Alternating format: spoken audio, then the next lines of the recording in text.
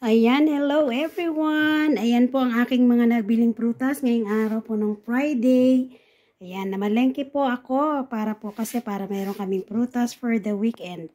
Ayan, nakabili ako ng vanilla, yung flat na rodakino or peach kung tawag nila dyan. Pero flat po yung gusto ko. Tapos meron po din dyan ito.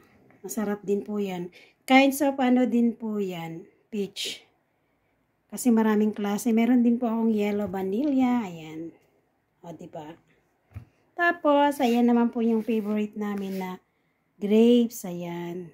Grapes po, tsaka yung red. Medyo nakakita po ako ng magandang red.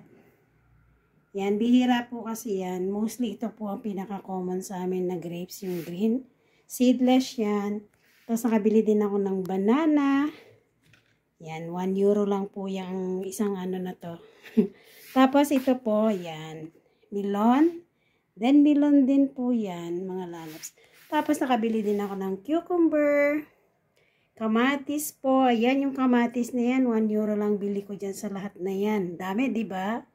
O, tapos pareho din ang presyo ng cucumber. Ganon, 1 euro din yung isang kilo niya. And then, itong pinaka nakaka-amaze sa akin.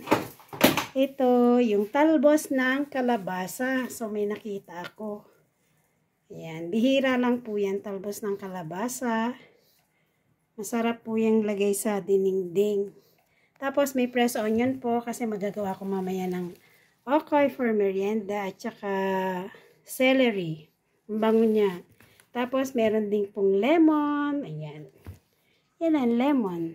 O, diba? Yan po ang nabili ko for today na ano, aside from pa sa karne, hindi pa po dyan kasama. Tuwing Friday po kasi ako namamalengke after ko nang galing sa work. Ayan, yung mga prutas po na yan. Then, may pasingit tayong flower dyan. Yan, diba? Sarap-sarap po yan pag ano. Yan po.